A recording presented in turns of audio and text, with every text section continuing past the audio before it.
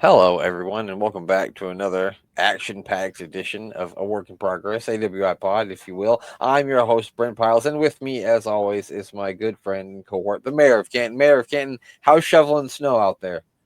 Dude, shoveling snow is awful here. It's awful anywhere. It doesn't matter where you're shoveling snow, unless you're shoveling in like Bermuda and it's because you're smoking some good Bermuda stuff and you think you're shoveling You're, snow. and you're confused. You're just confused. You're really not shoveling snow. You're pushing sand around. Yeah, or you're Tony Khan on a Vegas night shoveling snow through your nostril. One or the other, probably. I've seen him recently, and he doesn't look as. I think He maybe he doesn't look slowed as down a little bit. disheveled. Yeah, no, he I think maybe he slowed down a little bit. Yeah, I think so. I think he's got his cleaned up his act just a little bit. He sounds almost a little bit more clear-headed in his delivery, but that man still can ramble on and on without giving you a direct answer. You could ask that man if the sky is blue, and he would talk about ratings from Dynamite back I in mean, 2024. everybody knows at least 2, 3 motherfuckers that fucking can talk all day and not say a goddamn word. So I might be one of them. I'm not sure, I, so I I can't mean, say anything. on a good day, I may be as well. So, what was I gonna say? Um, I was gonna say something to you, but I don't remember what it was. But That Arsenal beat Bayern Munich by 3-1. they did beat Bayern Munich 3-1, but then and over the weekend they tied with Chelsea, 1-1, and Chelsea was down to 10 for quite some time. Thank you for putting the heater in here. My Rachel came down here and was like, "It's cold," and then put a space heater in here, so that was nice of her. Yeah, Thanks. then they tied 1-1 with Chelsea. With the Chelsea scored first, and then we scored one, which it was probably a good thing. It was 11 against 10 because we would have lost if not, because they were way better than we were. We didn't have Gabrielle or Saliba. They had to start Mascara and Nketiah, and yeah, it's not the same if you don't have at least at least Gabby or Saliba out there. So they play Brentford tomorrow, actually at 2 o'clock. I think 3 o'clock your time.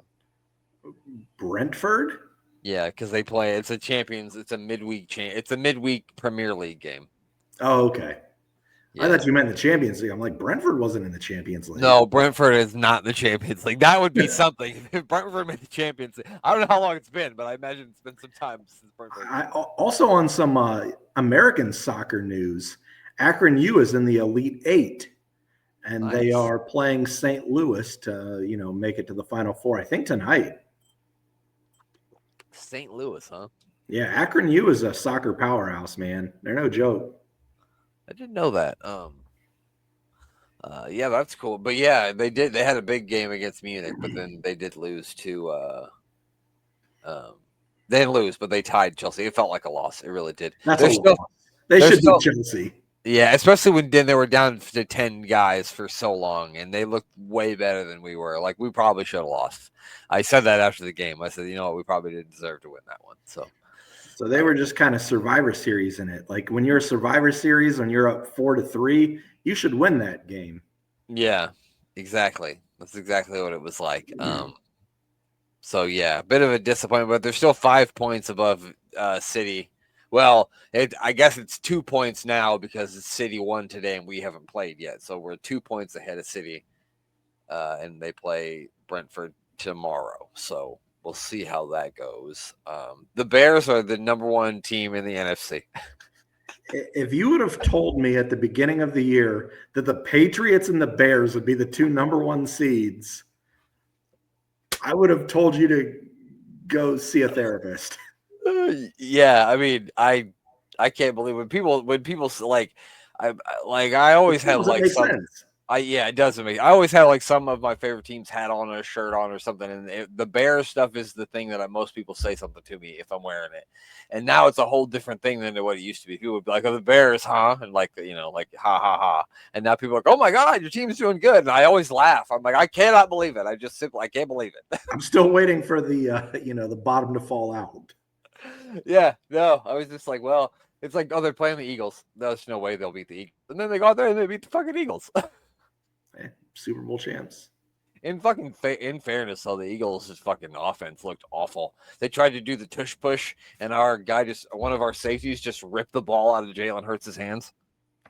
Yeah, the Eagles' offense isn't that great. They're a bit overrated on that side of the ball, and their defense isn't that great either. So I don't know. I feel like they've kind of faked it till they made it, and they made it a couple years.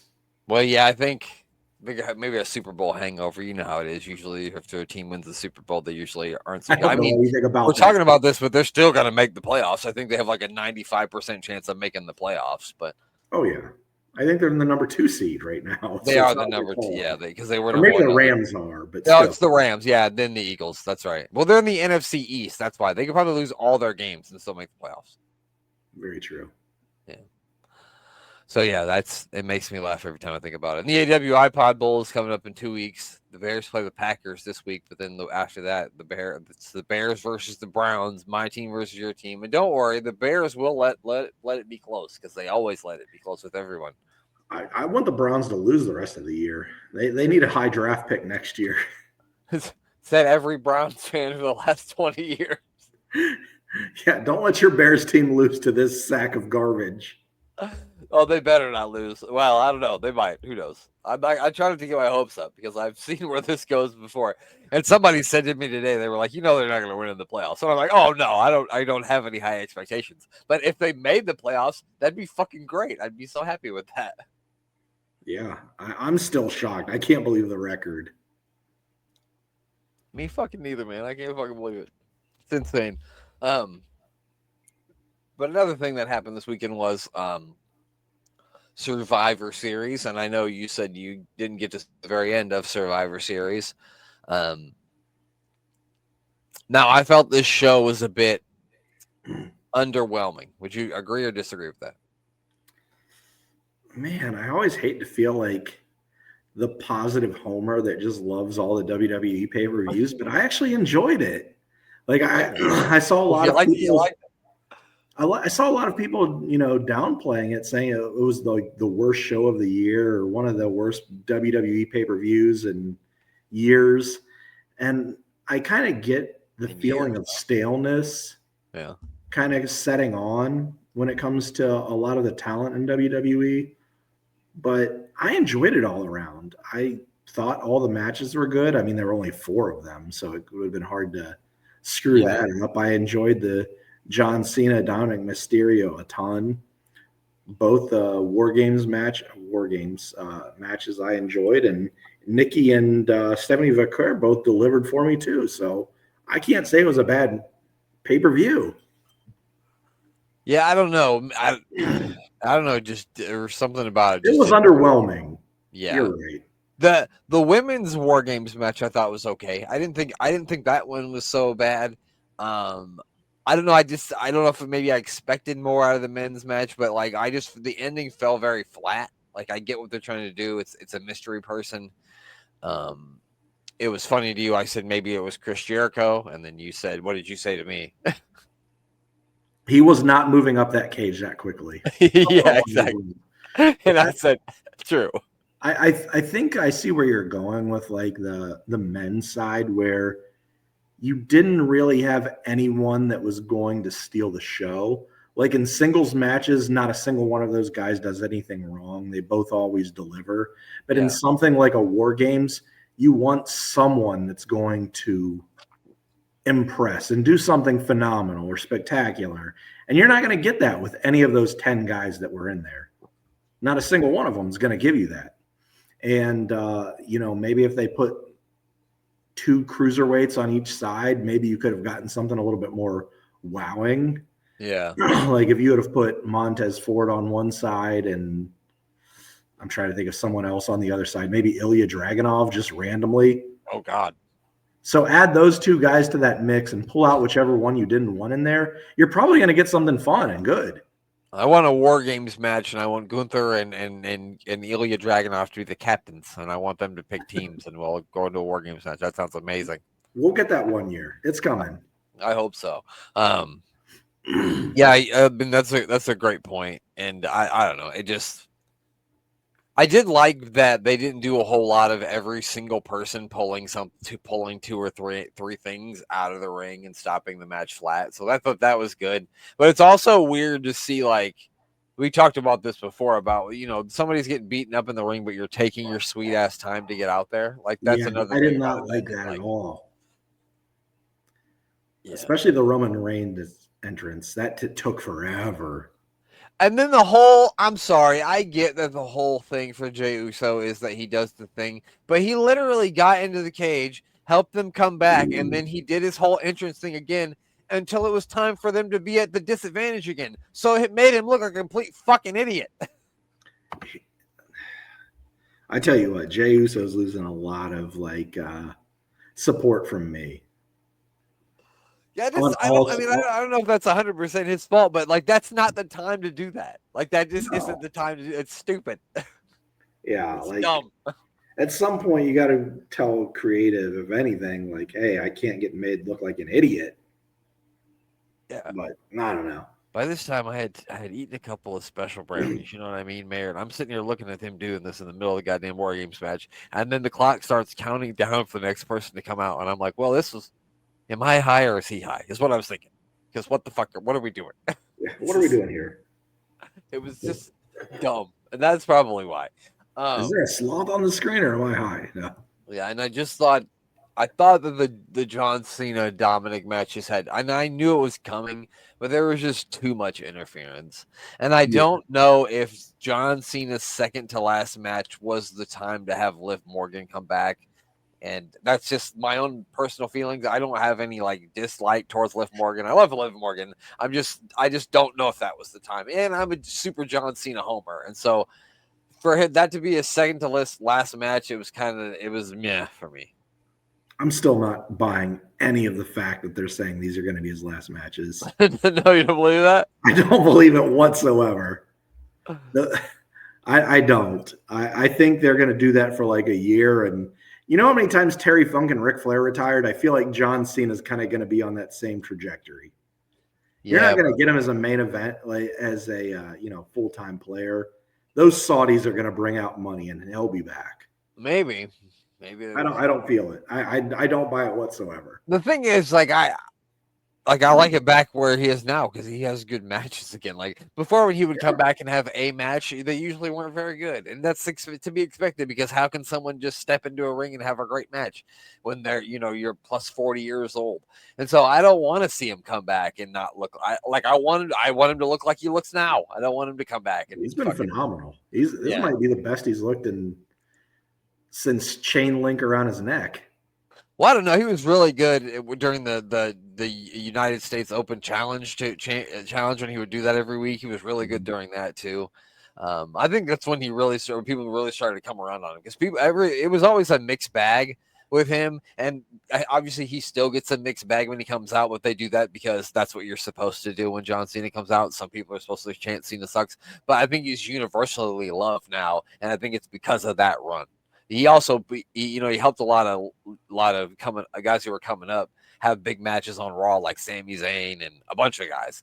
I mean, in a feud with Kevin Owens, and he just did a lot of really good stuff. I mean, sorry, I mean to turn this into the John Cena show. We'll do that another time, but that's what I think. But yeah, so Survivor Series, that's what it was. Yeah, that was Survivor Series. I enjoyed it, but I mean, the more you spell it out the way that you're doing, like I feel like it could have been more. And I think that a lot of the problem with that is a lot of people watch probably Blood and Guts and expected something similar. And you were not going to get anything on a WWE show to the level of what you're going to get on Blood and Guts with AEW. Yeah, you're not going to have anybody bleeding like Sky Blue was like fucking 5 minutes into that thing. She was gushing. I don't even know, like, it looked like a horror movie. You think that was real, or you think these like capsules? I think it was real. I think it was 100% real. That was a lot of blood. It looked like a horror movie. It looked like when Eddie Guerrero and JBL had that match, and Guerrero looked like he took a bullet in the head. It looked like fucking Carrie when they dumped the fucking pig's blood on her. Is what it fucking looked like. Yeah, it was something. I was like, geez, Louise. I still haven't watched all of that, or either one, or the men's one. But I plan to one day, maybe. But anyway. Oh, I was like, what is that smell? I know, but I was just catching a blanket on fire. I'm like, what the fuck is going on You're right catching now? a blanket on fire? Yeah, I'm burning blankets. Fuck this house. No, I'm just kidding. Yeah. So Is that what how we're the gonna Bears are winning? You're now that we're Bears are winning, gonna burn the house down. Yeah, I think it's time. So what we were gonna do today is something a little bit different, and we were gonna do our top 10 favorite tag teams of all time. And Mayor of Kin, I'm gonna do you the honor, and I will let you give me your first tag team. Who is number 10 on your top 10 tag team list? number 10 on my tag team list. They won a championship. I believe they only won one. I think it was from Demolition, but I could be wrong on that. And they had possibly the greatest entrance theme song of all time. Oh, I know. So, and he's also our good friend, how I end every show nowadays. So, my number 10 favorite tag team of all time goes to Strike Force. Wow, that's a great one. And what was the name of that great song that they had? Girls in Cars. And I believe it was done by, I think it was Rick Derringer, possibly. Might be wrong on that. I mean, I have no idea. I think it was Rick Derringer, Girls in Cars. And look it up on YouTube if anyone's listening to this right now, this very second. Pull up Girls in Cars. Yes, pause this podcast really quick, just for a second. Only 1 second. Just for 1 second, go find Girls in Cars, and you'll be set. So I just looked it up, Mario. Strike Force, Tito Santana, they won the tag team championship October 27th, 1987 by defeating the Hart Foundation, actually. Oh, the Hart Foundation. They lost it to Demolition. I believe that is correct. I think it was at WrestleMania 5 that they lost it to. And if you beat the Hart Foundation for the tag titles, you're legit. I mean, the Hart Foundation is a really good tag team, and who knows, maybe that will make one of our lists as well. So mine is, I don't think one's going to be on a lot of people's top 10, but it's my 10, and I know they haven't been around for long, and if you only know them for what you've seen them do on SmackDown or Raw, you've missed out, because they had a phenomenal run on a show that was called the NXT UK, and it is, of course, 2 tasty deals and 1 snack pack, and that is pretty deadly because, I mean, if you haven't seen what they did in NXT UK, it was phenomenal. They were terrific heels, great promos, chicken shitted baby faces, just one of my all-time favorite tag teams. And I know a lot of people might not understand that because, like I said, if you've only seen what they've done on SmackDown and Raw, you might not understand it. But for me, one of my favorite tag teams ever is pretty deadly. I agree. I mean, on SmackDown, they've kind of gone the route of kind of just sticking them in the, what was it? Fandango and Tyler Breeze. What was their tag team name? Oh, what were they called? The Fashion Police? No, that's not what they Fashion were called. Police, maybe. Breeze Dango was what they were called. Breeze Dango, whatever they were called. I think that's kind of what they're going for on the main roster with them. So it doesn't hit quite as well as it was during their NXT UK run. But yeah, they both can deliver in the ring. Phenomenal promos, both. They're both fun.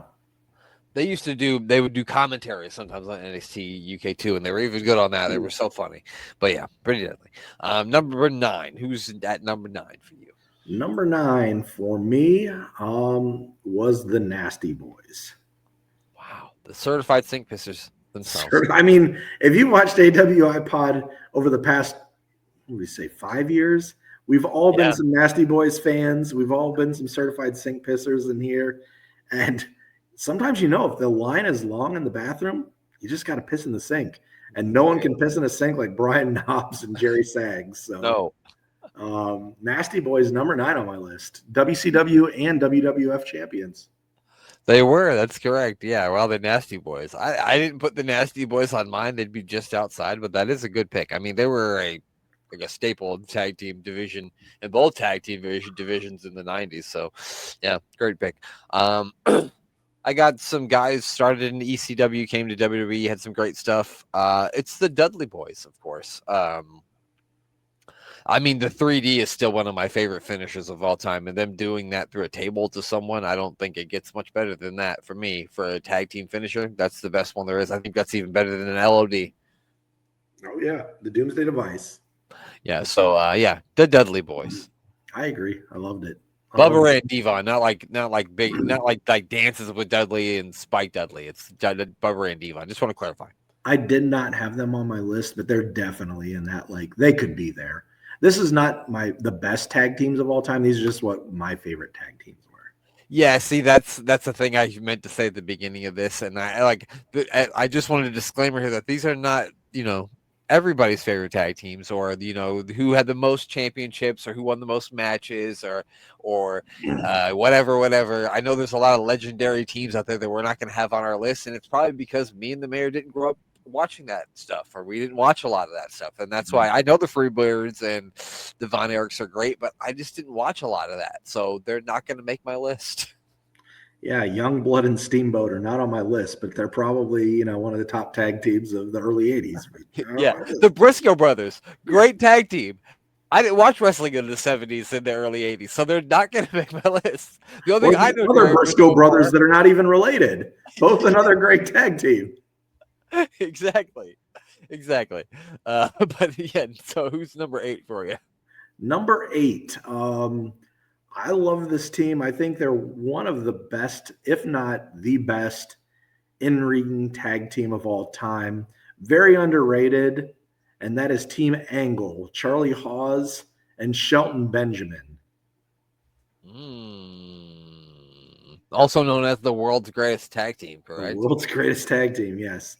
And they were with Kurt Angle at the time, and Kurt would cut the promos because Shelton Benjamin and Charlie Hawes were not Paul Heyman by any sort on the microphone, but they could both work in the ring. Like, they're as good as it gets when it comes to a tag team for me. That's a great pick. I always liked them too because, and I always liked Shelton Benjamin, not so much Charlie Hawes because he could always put on good matches. And it's the same thing with those guys. I mean, you put them in with anybody. I remember there was an Extreme Rules where they had a ladder match with, I don't remember who it was, but it was really, really good. It was years ago. But yeah, no, that's a great pick. I didn't think about them, but that is a good pick. Mine is going to be Stunning Steve Austin, and Brian Pillman, the Hollywood Blondes. This team should have had a much longer run than they did. I don't know how. I can't remember exactly how long they were together for, but I don't think it was for too long. Maybe a couple of years. But it might have even been that long. But if you think of what they could have done if they would have kept them together, and I think this was one of the things that really broke Austin out of his shell, because people said that he couldn't cut promos before he came to WWE. But when I go back and watch old WCW stuff, I think after he was with the Blondes and he was even a heel then, I thought he cut good promos even then. So I never understood why people said he couldn't cut a good promo. But before he got with Brian, obviously, I don't think he really had the confidence to be able to.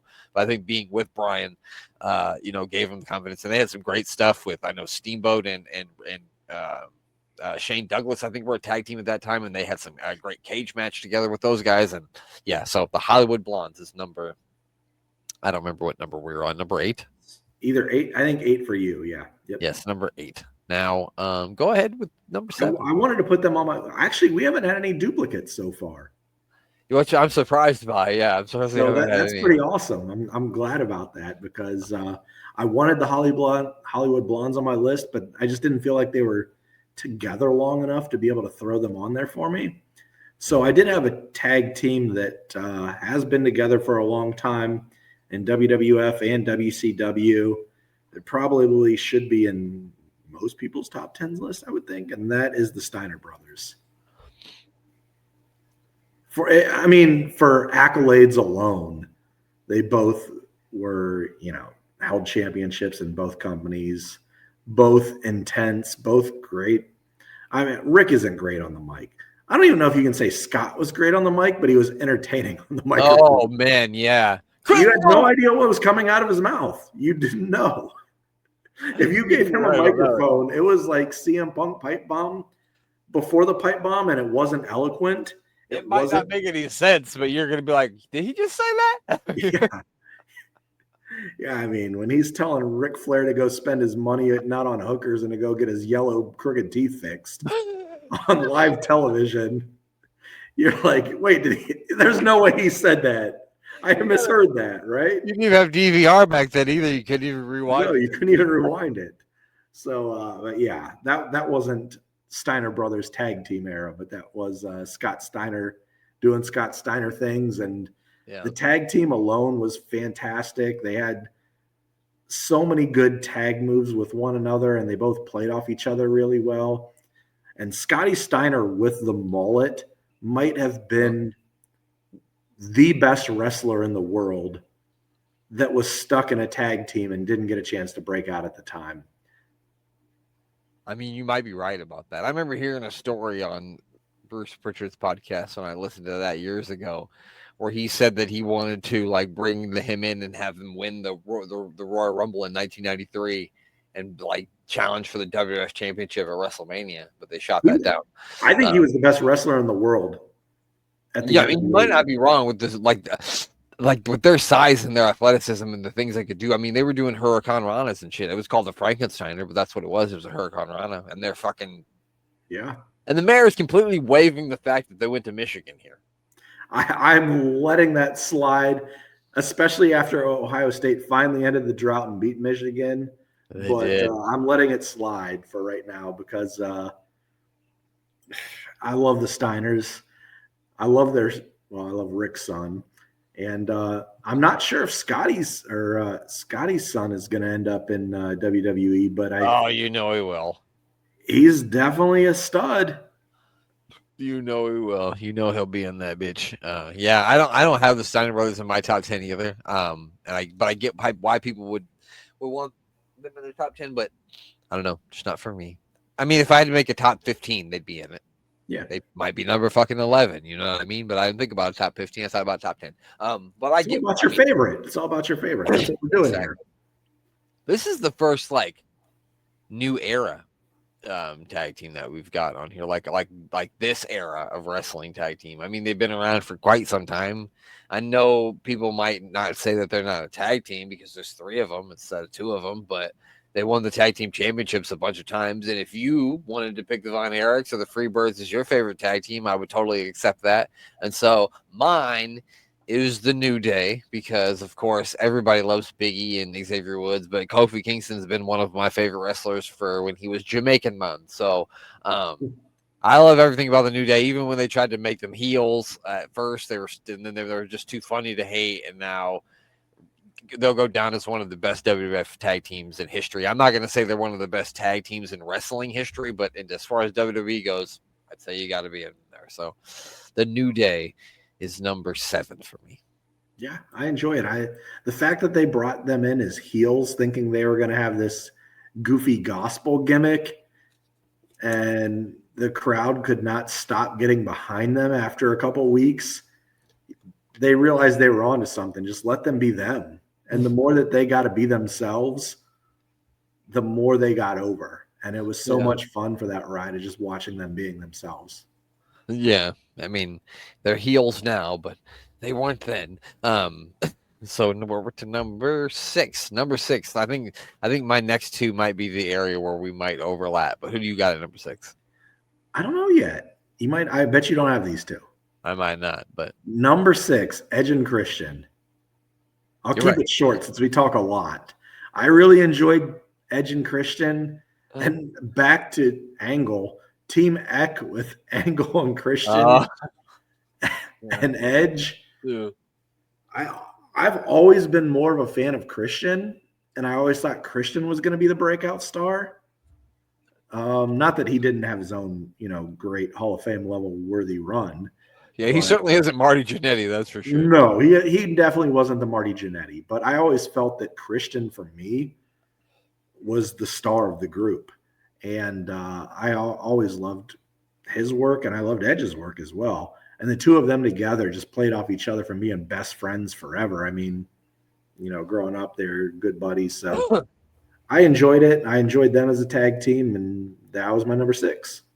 You're right. I don't have them. See? That's also a very acceptable. I was always more of a fan of just Edge himself as opposed to the tag team. But yeah, obviously they have a legendary career, so nothing wrong with that pick. My number 6 is and 80 early 90s had some of the best entrance music ever of that era. They wore a mask that looked like dominatrix, but they were a staple of my childhood. I loved their Hasbro figures. They were some of my favorites. They brought in Brother Crush later on, but this is just the twosome of Axe and Smash. It's the Demolition. They're a walking disaster. So, I mean, if I think of my childhood and I think of tag team wrestling, I think of Demolition. So they got to be in my top 10. I definitely have them in my top 10, and they're in my top 5. They are not number 5, but I'll get to them later. My number 5, speaking of earlier, Marty Jannetty, I have Shawn Michaels and Marty Jannetty as the Rockers. Yep. I had their poster on my wall. Every girl I knew at the time all loved the Rockers. A lot of them actually were Marty Jannetty girls. A lot of them really loved Marty Jannetty. So I was a big fan of the Rockers. Everyone I knew that actually liked wrestling and was like fringe wrestling fans, they all loved the Rockers. They both had that crossover appeal, and they both were great in the ring. Both could deliver. I don't know what else you can say about the Rockers. Both of them probably should have went on to be huge stars other than Marty Jannetty's outside of the ring abilities to stay sober. Someone's drug escapades stopped at a certain point and someone's didn't. So, or if you believe Bret Hart, one of them was lovers with Vince McMahon. I don't know. I didn't say it. Bret Hart said it. They're definitely also in my top 10, and they're in my top 5, the Rockers. So there we go. My next one is going to be the Hart Foundation. I just mentioned Bret Hart, but yeah, the Hart Foundation. Obviously one of the best tag teams ever. I mean, you got the power and then the speed and the excellence of execution of Bret Hart. They wore the pink. They used to have Jimmy Hart with them. I more liked them when they were baby faces, obviously, but that's also, they're like Demolition. When I think of tag team wrestling in my childhood, I think of the Hart Foundation. So the Hart Foundation have got to be in my top 10, and they are number 5. Yeah, they're going to be on my list here coming up shortly as well. But my number 4, I have an NBA Jam t-shirt for them. We both love this guy. There's no way I can't leave him out of my top 10. I moved him all the way up to number 4. I kept putting him at the list and I kept moving him up. I'm like, no, I love this guy. I can't bring him any further. And I kept trying to like list people and I'm like, nope, can't put them over him. So my number 4 is the natural disasters. You got earthquake, you got typhoon, the whole world. I mean, how do you fight a natural disaster? 2 400-pound guys that can fly around and have fun together, whether they were babyface or heels. They both were great. I loved them. And we've watched so many matches on AWIPOD of these two fellas. Oh, yeah. There's no way I could leave them out of my top 5. So I had the natural disasters at number 4. Handsome Earthquake has his own wing in the AWIPOD Hall of Fame. He's Handsome Earthquake everywhere. I didn't put them in my top 10. But wow, man, you're right. They're one of the greatest tag teams ever. Absolutely. Number 4 for me is you picked Edge and Christian. Well, I picked the Hardy Boys. I always like the Hardy Boys better than Edge and Christian. And it's more like my teenage years, but they were like my favorite tag team during my teenage years. And so, I mean, they were always just really cool. They always did really cool shit, like shit I'd never seen before. And they were fucking around forever. I mean, they're still wrestling in TNA right now. So, yeah, the Hardy Boys. Yeah, I think you either were a Hardys or an Edge and Christian kind of guy. So you like the Hardys. I like Edge and Christian. We all fit in that same group of, the TLC group. I wanted to put the Dudley Boys in here. I feel bad not having them in there because there's a couple of teams on the fringe that were just like more favorites than, they should really deserve it based on their accolades over time. Yeah. No, I mean, obviously, there's some of these teams shouldn't be, considered one of the greatest tag teams of all time, but our favorite tag team is a different story. So my number 3, I feel like they could probably fall in the greatest of all time consideration by most people. I think they really revolutionized tag team wrestling in the early 80s, and that's the British Bulldogs. Ooh, yeah, that's a good pick. The two of them together, you kind of had that speed and power, but both of them could fall into that category. And I loved them early on, and then I liked them during the later run. Even I can't say later, but when they had Matilda as well. Yeah. Well, I mean, who doesn't love two guys with a dog? Two guys with a bulldog. Yeah. Wasn't even there. I wasn't even fucking there. But yeah, those guys in tag team wrestling before I think tag team wrestling really hit mainstream. I think those guys were on the verge of being the best in the world. Yeah, no. I mean, that's a great pick. Yeah. That is a really good pick. Mine is again, this is another newer tag team, and it's like they're like multiple tag team champions. They're, we talked bad about him earlier. Well, we kind of made fun of him earlier for what he did at Survivor Series, but they've always been a great tag team.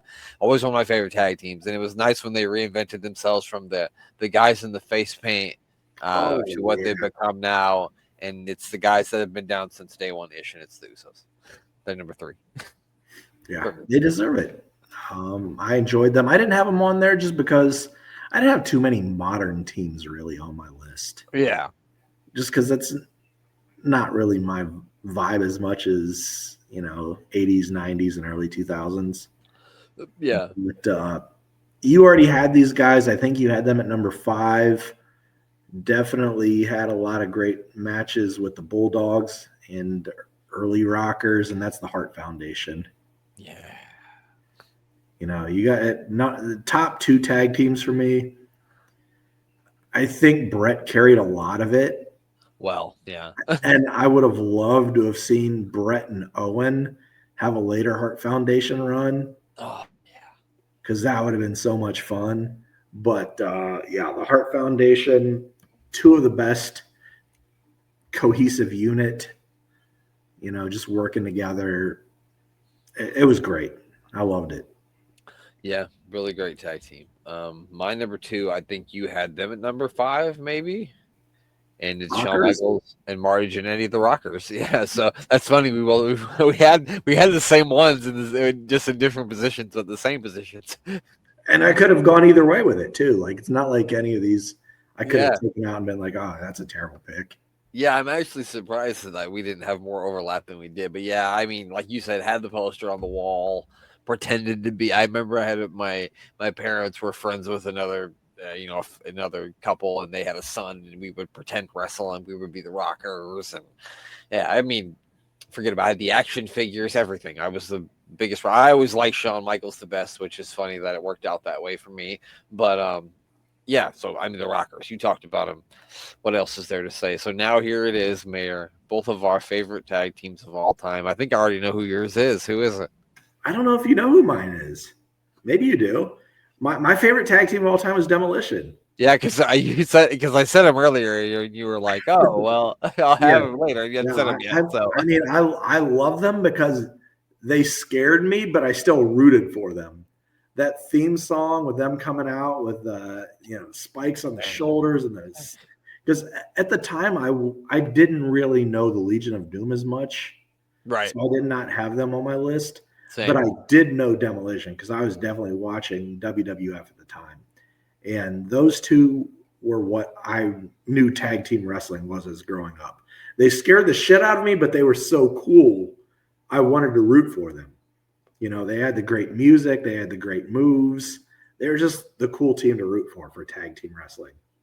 Yeah, I remember even like when they were heels. I remember remember when they were like heels sometimes when you were a kid, you would just think to yourself, I can't wait for them to be good guys so I could cheer for them. And I remember I used to think that about Demolition. Like, I just cannot wait till these guys are good guys so I could cheer for them.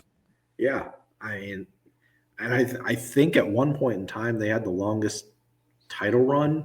And I think the New Day took it, maybe. It could very well be. It's a great stat to look up. I think the New Day broke their record for the longest single run of a tag team championship. You know what's easiest in looking anything up on Google? I'll just ask ChatGTP. But Demolition did have it for a while, I believe. Who has the longest run as a WWF Tag Team Champion? I'll say it's 450 days. That could be. You might be right. There's no way. I'm just throwing a number out of my ass.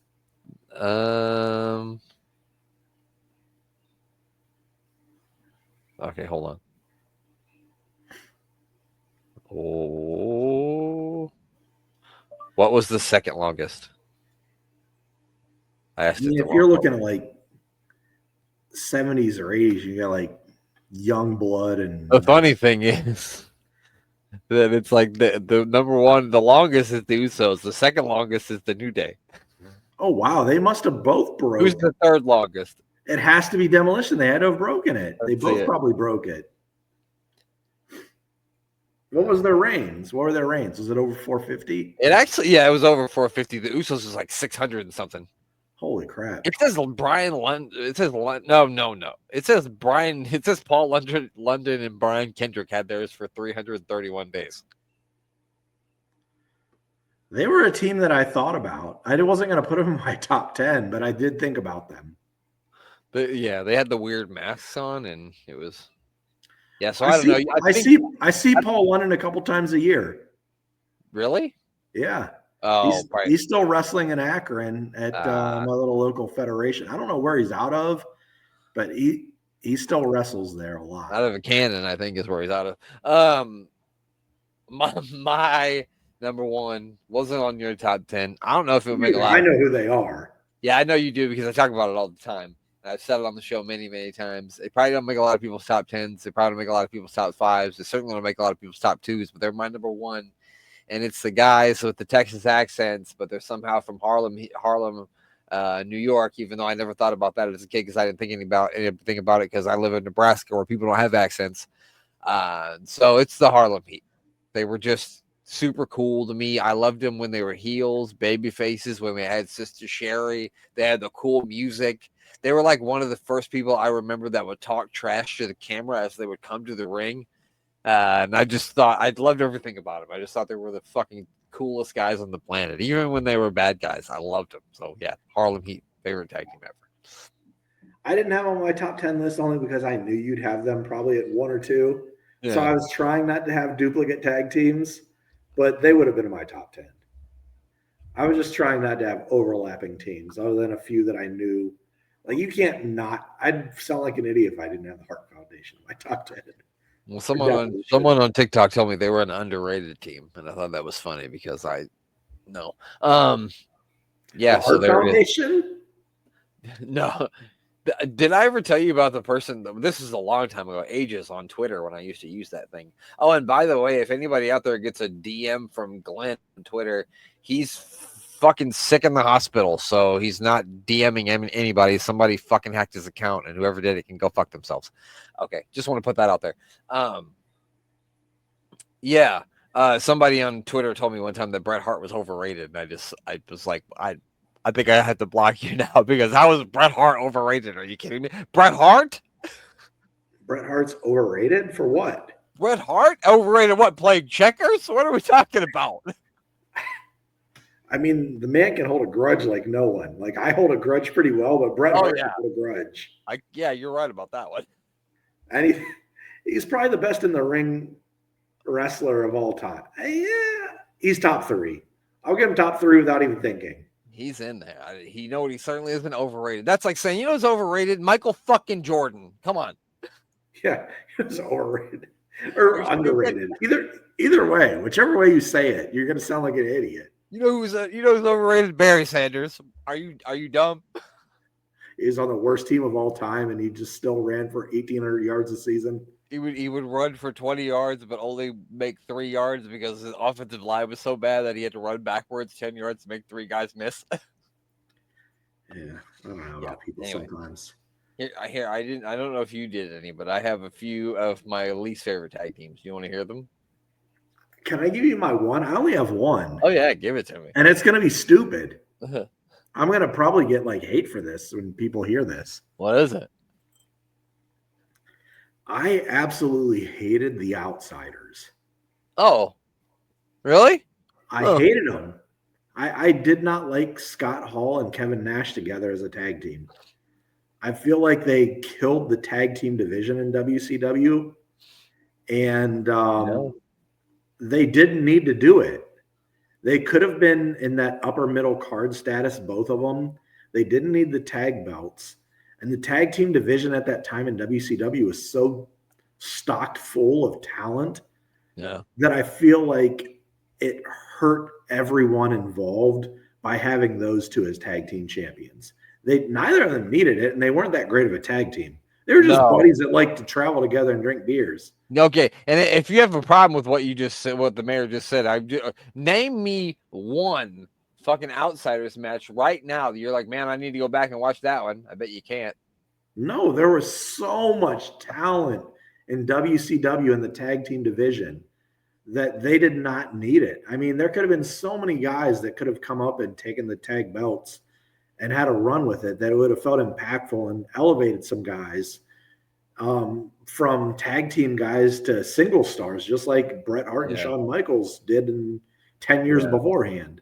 They were doing a lot of WCW, ended up being a lot of thrown together tag teams, like what we see nowadays, where it's just a bunch of thrown together tag teams that aren't actual tag teams. And that's what they were doing.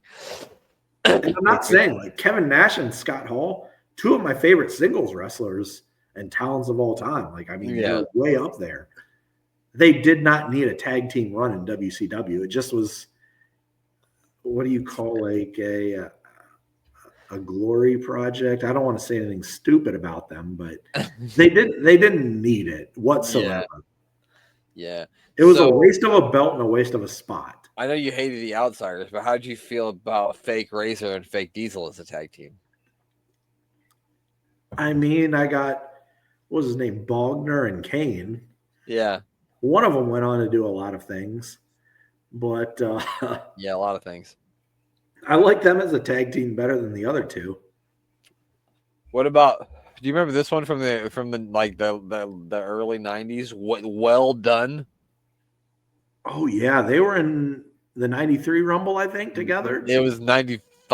I want to say they were '95 Rumble. Was it as a Madison Square Garden one? I think, right? No, it was in like fucking Florida. It was like Tampa or some shit like that. Some trash town. Yeah, Well Done. I remember them.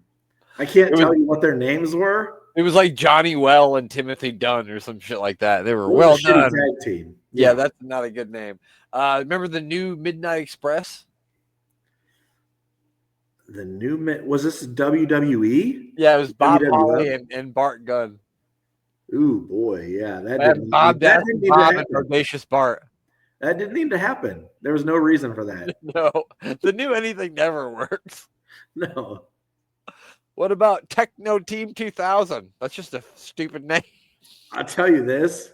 I probably would have enjoyed their promos and matches better than a couple of these teams. Yeah, you know that's before the couple of bad teams that you've named. Yeah, I don't remember this one, but do you remember the Dicks, Chad and James Dick? Yeah, I do. I don't remember that at all. Yeah, unfortunately, I do. I think they were the ones that were dressed like flesh penises. Yeah, flesh colored penises. Yeah, I think that's the ones. The Blade Runners, only because the Ultimate Warrior was in it. Yeah, that was Sting and James Hellwig. I won't even call him the Ultimate Warrior because he's the ultimate dickhead. James Hellwig. Also, any team Lex Luger was a part of. I like the Skyscrapers. I didn't like them. Lex Luger wasn't in the Skyscrapers? No, he wasn't. I just was saying I like the Skyscrapers. I don't know how I got there, but I like the Skyscrapers. You know, I like the Skyscrapers too. You're right. And of course, if I'm talking about my least favorite tag teams of all time, you can't forget about the fucking Killer Bees because the Killer Bees sucked. And Rhythm and Blues. Rhythm and Blues. Well, that was at least hilarious because to see Greg Valentine pretend like he had any sort of rhythm at all was hilarious. At least. Yeah. But there you have it. That's our top 10 favorite tag teams and some of the least favorite tag teams of all time. B. Brian, no Blair. Brie Bryant, and no jumping Jim Brunzell. And people always used to say to me, he has a great drop kick. Yeah, and what fucking year, motherfucker? Because I never saw it. Yeah. I don't remember it. Yeah, tell me what fucking year, because we never saw it. Um, so there you have it. That's it. That's all I got for you this week. So let's give you the plugs before we get out of here. Make sure you check out It's the First and Last of Wrestling. It's with Rob and Dan. It's Unbooking the Territory. And check out the Doctor Who podcast with Danny Inside. That's on SJP World Media. That's a Doctor Who podcast if you're interested in that. And the DDT Wrestling with DC and Doc, which I almost forgot, but I remembered at the end. Mayor of Canton, what do you got to say? Oh, what do I have to say? I could talk for hours, but I won't. I'm just going to say follow our good friend, Mr. Thomas Bryce at Thomas Bryce 2017, Thomas Bryce 2020. And if you would like to check out a website, you can find him at SportsWire Kobe, SportsWire Radio. That was like Luke Bungally. I don't know who that was. Yeah, that wasn't Kobe. That was like Danny Ferry. Somebody went to Duke for sure. Yeah, someone that went to Duke. I think Danny Ferry did go to Duke. He did. Yeah, so I could name lots of players that went to Duke, but we won't do that either because that's Dookie. And that's it. Follow us. You can find us on the TikTok. And Brent can tell you all about our TikTok because it is fantastic. And you should watch our reels on there, whatever they're called. The mayor's like, I don't know, but it sounds good. It sounds amazing. TikTok's what all the cool kids do. So 6, 7. Yeah, I don't even. I asked my son, who's 17, what that means, and he said it doesn't mean anything. So I don't know if he's lying to me or if that's the truth. But yeah, so that's it. That's all. I'm not going to say anything else because it was already starting to get weird. So the mayor's going to say the one thing that he always says at the end of the show. So go ahead. Arriba. There it is.